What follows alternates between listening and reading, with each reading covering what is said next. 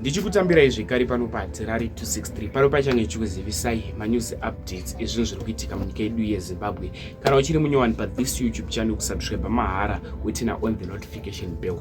Nyaya nezvamuzora nhasi inyaya yakaitika kumvuma, uyezve malikes enyu akatikoshera zvikuru. Zvinozobatsirawo kuti video rino iri ringe richionekwa nehama neshamwari vanenge vasati vaona this video vanova vachibatsirikana nekuona. Nyaya nezvamuzora nhasi inyaya yaRonald Dehwe. Ronald Dehwe mukomana iye anga ane 14 years. Chiko rest in peace kuna Ronald Dehwe. Munyika yedu yeZimbabwe vanhu vari kuurayana pachavo. Kuuraya munhu hakuchakosheswe.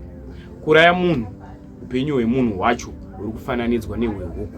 Vari kuita zvavada munguva yavada, havachakoshesi mweya wemunhu.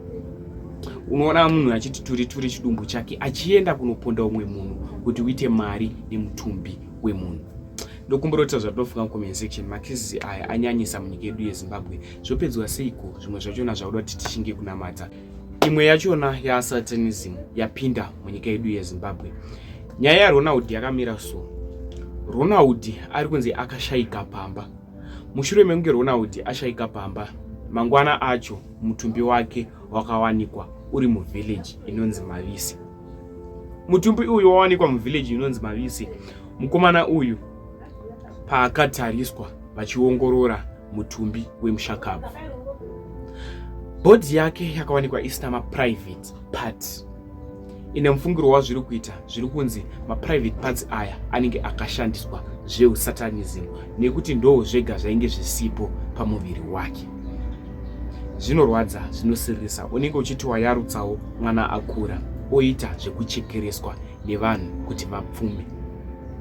Kwakuita kunge kufikisa kuuraya kwavakaita mukomana uyu. Ndokumborota zvatinofunga mucomment section pamusoro penyaya iyi. Ronald, dai zvaibvira waimukira vakakuuraya urwa wega, nekuti muurayirwo wakaitwa warwadza vana veZimbabwe. Nyaya iyi yaitika kumvuma. Tinokumbirawo vadikani titaure zvatinofunga mucomment section pamusoro penyaya iyi. Vanhu vakauraya vaida kupfuma nebhodhi yaRonald ende havasi kuwanika. Mutumbi waRonald ndo wega wakawanikwa asi usina maprivate part. Zvinotyisa, zvinokatyamadza zvakaitika kuna Ronald. Much love.